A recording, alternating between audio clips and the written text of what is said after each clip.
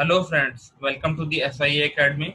So today we will discuss the next chapter for the political science class 12, which would be useful for the both class 12 as well as the other entrance examination like UPSC and state PCS.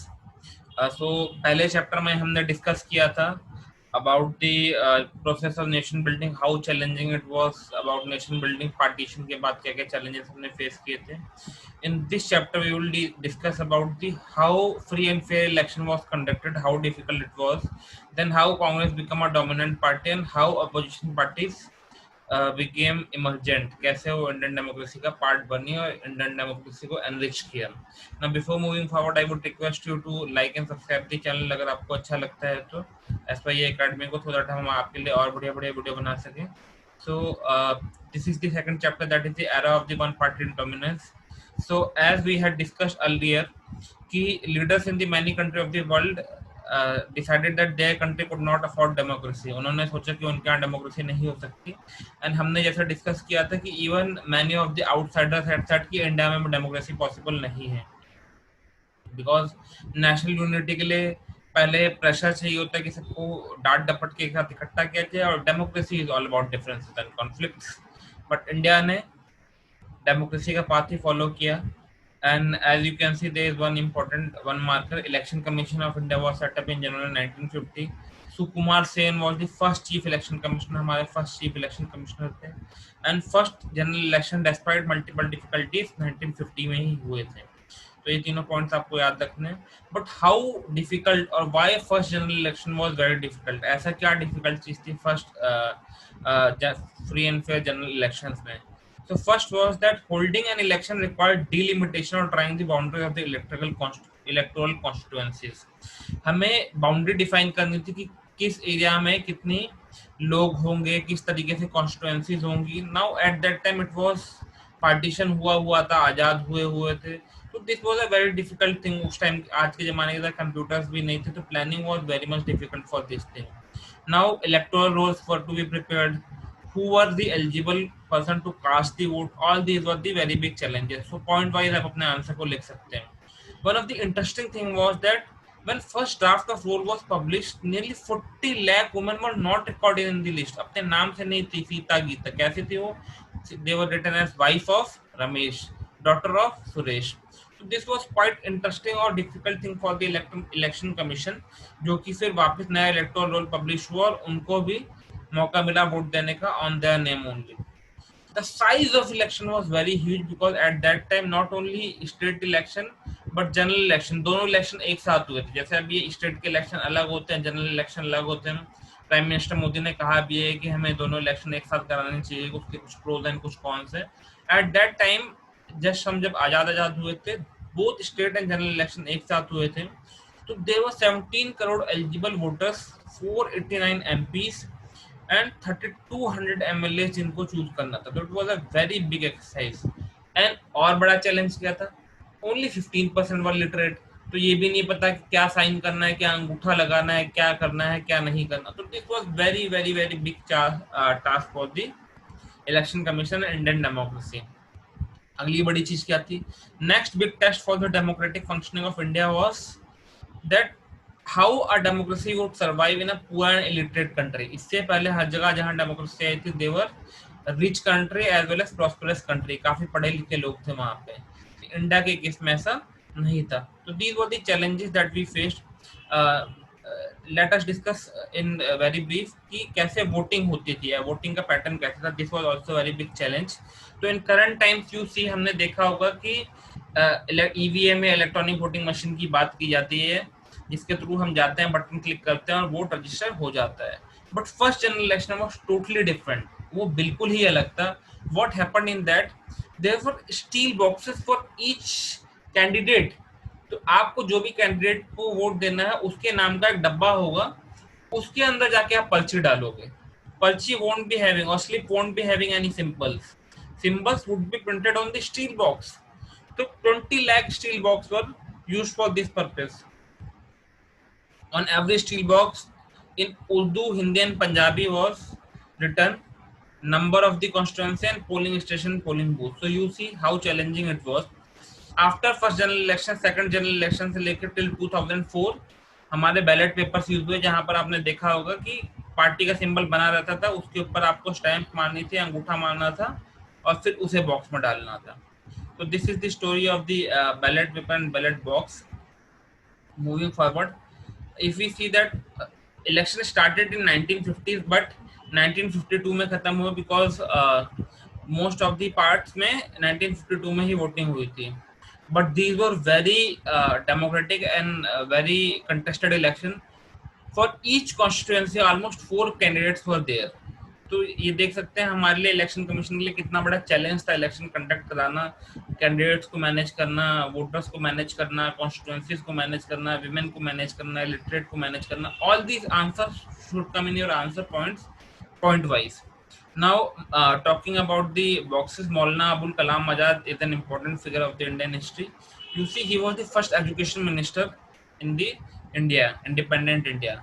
तो इनका contribution की अगर बात करें तो IITs इनके time में start हुई थी, बड़े बड़े एजुकेशनल इंस्टीट्यूशन इनके टाइम में स्टार्ट हुए थे. तो ये सब चीजें आपको ध्यान देनी है और एग्जाम के अंदर लिखना है. Now since election has been conducted, who became a dominant party? Congress dominated the first 3 general elections. इतना ज्यादा डोमिनेंस था, इतना ज्यादा प्यार था लोगों का कांग्रेस के लिए उस वक्त, क्या कह सकते हैं, डिजायर थी, जो भी चीज थी, that out of 489 Lok Sabha seats Congress won thumping majority by 364 seats. Second party का आप हाल देखें, सेकंड पार्टी जो थी that was communist party of India which won only 16 seats. And as we have already discussed कि स्टेट इलेक्शन और general election एक साथ हुए थे, तो Congress not only won in the general election prime minister के लिए, but in each and every state also, majority of states में भी कांग्रेस ही जीती थी. You can see only in Jammu Kashmir में नेशनल कॉन्फ्रेंस थी. इन साउथ केरला जो कि त्रावणकोर रीजन था उस वक्त, वहां पे कम्युनिस्ट पार्टी जीती थी. बाकी ऑलमोस्ट हर जगह पे कांग्रेस का ही वर्चस्व था. इन उड़ीसा ऑल्सो कांग्रेस कंप्लीटली नहीं जीती थी, लेकिन उसने मिलजुल के सरकार बना ली थी.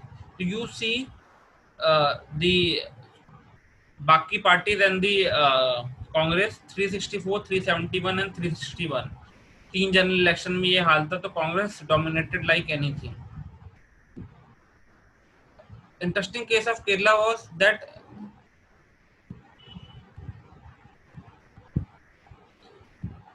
Kerala was the place जहाँ पे डेमोक्रेटिक इलेक्टेड कम्युनिस्ट पार्टी की गवर्नमेंट आई थी. So it was a interesting thing कि पूरी दुनिया में पहली बार ऐसा हुआ था कि communist government through democratic process I है. अदरवाइज बाकी सारी जगह में पूरे वर्ल्ड में कम्युनिज्म जो है वो लड़ाई करके सत्ता हत्या के आया था, but in India it was a unique case जो कि आपको ध्यान देना है. Now interesting thing is that कि even in that time Congress won only 45% of the total votes, but it won 74% of the seats. तो ये कैसे हुआ? तो हमने पिछली क्लास में या क्लास 11 में पढ़ा है first past the post system. तो आपको 50% से ज्यादा वोट लेने की जरूरत नहीं है, बस आपको मैक्सिमम परसेंटेज ऑफ वोट लेना है. तो किसी ने अगर 30% वोट लिए हैं और किसी ने 31%, 31% वाला जीत गया. In today's time also we see that BJP which is the largest party at the centre, उसे सिर्फ 31% लोगों ने वोट किया है, लेकिन it has also won almost 60-70% of the seats. तो all this is because of the first past the post system. You see the lecture for this thing, आपको clear हो जाएगा first past the post system completely क्या होता है. Again Rajkumari Amrit Kaur one of the important freedom fighters थी और India की first health minister थी, जो कि हमें ध्यान देना है 1 मार्कर्स के लिए, एमसीक्यू के लिए हमारे लिए काम आ सकता है. कम्युनिस्ट विक्ट्री के बारे में पहले बता चुका हूँ. केरला के अंदर EMS नंबूदरी पद जो थे वो चीफ मिनिस्टर बने थे. Interesting thing was that in 1959 Congress party which was at centre with Jawaharlal Nehru as the prime minister, but he did, इन्होंने इस गवर्नमेंट को डिसमिस कर दिया under article 356 of the constitution, emergency लगा के. काफी हो हल्ला भी हुआ था कि this was the misuse provision of the constitution, but ऐसा हुआ था. Now talking about another party which was very famous was socialist party. Congress socialist party CSP was created in 1934. Interesting thing was that it was within the party that this party was created, so that और bifurcation ना हो. But in 1948 after independence, Congress ने बोला कि नहीं भाई, dual membership किसी party की नहीं हो सकती है, तो इसलिए सोशलिस्ट ने नई पार्टी बना ली, सोशलिस्ट पार्टी इन 1948। इसका आइडिया था डेमोक्रेटिक सोशलिज्म, जो कि कांग्रेस से अलग था और कम्युनिस्ट से भी अलग था। ये कैपिटलिस्ट और लैंडलॉर्ड्स को फेवर नहीं कर रहे थे, बल्कि वर्कर्स और पीजेंट को फेवर कर रहे थे। बट इनको सबसे बड़ा चैलेंज तब आया जब कांग्रेस ने कुल 1955 में ये एजेंडा अपना लिया है कि हमारा जो पर्पज या एजेंडा है वो भी सोशलिज्म होगा। इसके कुछ बड़े बड़े लीडर थे, जैसे कि आचार्य नरेंद्र देव, और you can see Ram Manohar Lohia, Ashok Mehta. ये सब एक बड़े स्टालवार्ट थे सोशलिस्ट पार्टी का। अच्युत पटवर्धन, एस एम जोशी, ये नाम आपको याद रखने हैं। एग्जाम्पल्स के साथ आप लिख सकते हैं कि सोशलिस्ट पार्टी में इनका बहुत बड़ा रोल था। करंट पार्टी से अगर हम राष्ट्रीय जनता दल देखेंगे, लालू यादव की, जनता दल देखेंगे, जनता पार्टी देखेंगे, समाजवादी पार्टी देखेंगे, इन सब का ओरिजिन सोशलिस्ट पार्टी से ही हुआ है।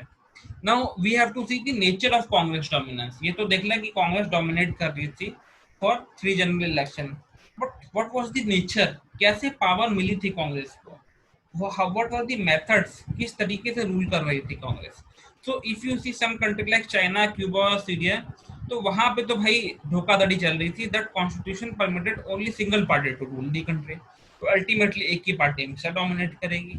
अदर कंट्री की अगर बात करें, जैसे like Myanmar, Belarus, Egypt, Eritrea वगैरह, तो वहां पे भी एक ही पार्टी थी, लेकिन ऐसा क्योंकि मिलिट्री रूल था।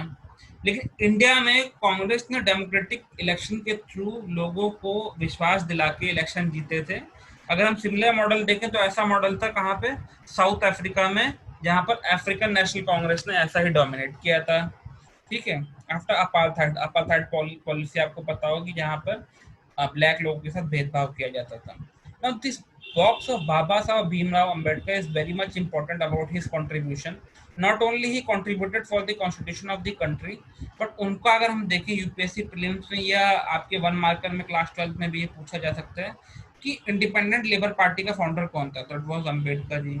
Schedule caste federation was founded by him. Republican Party of India was founded by him. He had contributed to debates in the Hindu Code Bill. He adopted Buddhism in 1956. So these points are very very much important about him.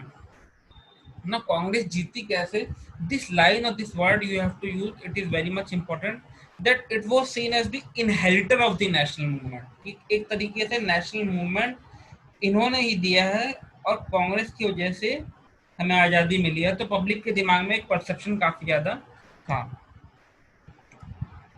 ये देख सकते हैं, Rafi Ahmed Kidwai was the minister for communication, the first free minister of free India.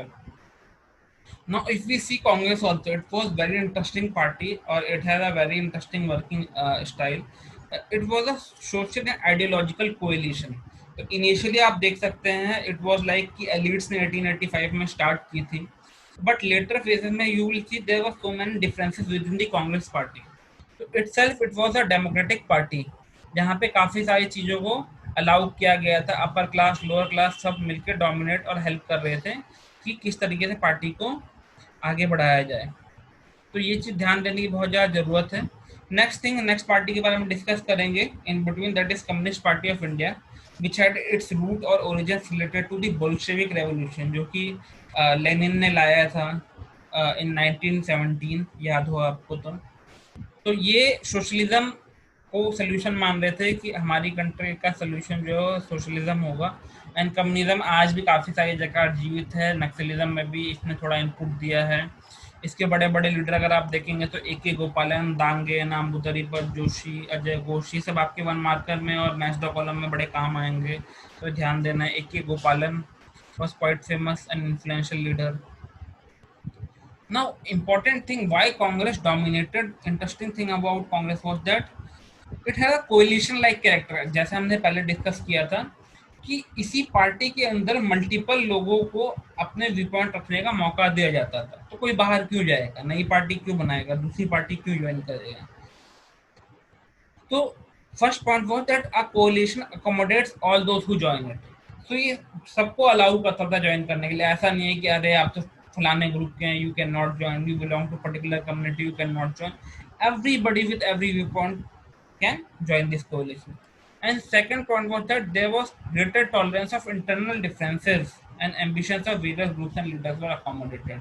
तो किसी के personal ambition थे, किसी के प्रोफेशनल एम्बिशन थे, किसी के आइडियाज थे सोशलिज्म के ऊपर, कैपिटलिज्म के ऊपर, डिफरेंट व्यू पॉइंट्स जो थे पार्टी ने एक्सेप्ट किए, and that's why at that time Congress work या कांग्रेस आगे बढ़ सकी.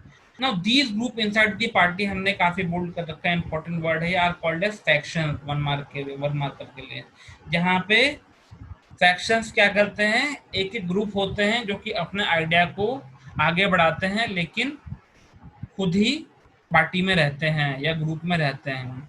नाउ इन बिटवीन डिस्कस करते हैं भारतीय जनसंघ के बारे में. वन मार्कर के लिए इंपॉर्टेंट, 1951 में किसने स्टार्ट किया था इसे? श्यामा प्रसाद मुखर्जी ने. इनका आइडिया क्या था? One country, one culture and one nation. थोड़े से एक्सट्रीमिस्ट टाइप के थे ये, लेकिन एक इन्होंने नेशन बिल्डिंग में काफी बड़ा रोल प्ले किया है. इनका आइडिया वो अखंड भारत, तो ही वांटेड कि वापिस इंडिया और पाकिस्तान जुड़ जाए. He wanted to oppose English and support Hindi. They were constant advocate कि जब चाइना के पास न्यूक्लियर वेपन आ गया तो देखिए कितना इंपॉर्टेंट उन्होंने कंट्रीब्यूशन दिया था, तो इंडिया के पास भी न्यूक्लियर वेपन होना चाहिए. तो all these things were taken care, या ध्यान दी गई थी उस वक्त भी. तो they played a very important oppositional role. We that आज की डेट में जो भारतीय जनता पार्टी आप देख रहे हैं उसमें आरएसएस और भारतीय जनसंघ का बहुत बड़ा रोल है. तो जैसे कि हम डिस्कस करते कांग्रेस के अंदर फैक्शंस थे, तो these factions two different ideological positions. और जैसे एक बड़ी फैमिली, बड़ा परिवार होता है जिसके अंदर अलग अलग परिवार व्यूज होते हैं, वैसे कांग्रेस एक ग्रैंड सेंट्रिस्ट पार्टी बन गई. Now this word or line is important. The system of factions functioned as balancing mechanism within the ruling party. Now this was called as the Congress system. कि कांग्रेस के अंदर ही सब हैं, somebody is supporting something, somebody is supporting something, but everybody is in Congress. So ultimately Congress was ruling. Now third or final point of this chapter is the emergence of the opposition parties. हमने अभी तक देखा किस तरीके से dominate कर रही हैं कांग्रेस ने, किस तरीके से इलेक्शन हुए. Now these opposition parties were very important and still are very much important in functioning of Indian democracy. So this word you have to use that initially they had a token representation. Public ने vote ही नहीं किया था, तो very limited opposition और representation था इनका parliament के अंदर और स्टेट असेंबलीज के अंदर. बट जो भी रिप्रेजेंटेशन था, they oppose the policies, they helped in the crucial discussions. So this was very much important role of these parties. Now again this is another party, स्वतंत्रता party और स्वतंत्र party बहुत important है. इसके leaders का नाम सी Rajagopalachari, Munshi, NG रंगा, Meenu Masani. This was formed after 1959 Nagpur resolution, जहां पर कांग्रेस ने लैंड सीलिंग्स की बात की थी, कोऑपरेटिव फार्मिंग की बात की थी. This party wanted individual freedom, कि प्रॉस्पेरिटी जो है वो इंडिविजुअल फ्रीडम की तरफ आएगी. तो थोड़ा कैपिटलिस्ट टाइप का मॉडल था इनका. They wanted the government to be less and less involved in controlling the economy. They were opposed the land ceilings in agriculture, opposed cooperative farming and state trading. They wanted closer ties with the United States. तो ये points आपको याद रखने कि इस party का या एक ऑपोजिशन का क्या क्या रोल था, आप उसमें पॉइंट वाइज लिख सकते हैं कि not only Congress, how opposition had been shaping Indian democracy, and match the following. One marker में इसके लीडर्स के नेम भी आ सकते हैं. So this thing is very much important for every examination. Now important to note about is also that ki Congress also, yeah, Pradhan Mantri Nehru also was very much democratic or inclusive at that time, because first general election included opposition leaders also like Dr. Ambedkar, Shama Prasad Mukherjee in the cabinet. Jawaharlal Nehru referred to his fondness of Jayaprakash Narayan, किस प्रकार जयप्रकाश नारायण ने उनकी मदद की है, किस तरीके से उन्हें गाइड करते हैं. So that was the inclusive character of the national movement that led to the Congress win and other parties to become part of the Indian democracy. So these are the important points जो कि हमें देखना है कि किस तरीके से की रोल इन सब ने मिलके प्ले किया और हमारे डेमोक्रेसी को या इलेक्शंस को या वन पार्टी डोमिनेंस के टाइम पे किस तरीके से इंडियन पार्टी ने काम किया. ये श्यामा प्रसाद मुखर्जी के बारे में, जिनके बारे में हम पहले डिस्कस कर चुके हैं. तो तीस everything is very much important. Now these are questions हमने जो जो डिस्कस किया, everything is here. Still if you want that we make a solution for this, you can write in comment. We will try to make solution in some time. once we are done with the series. Till then, like, share and subscribe. All the best. आप देख सकते हैं, आप questions आपके लिए बहुत ही simple होंगे.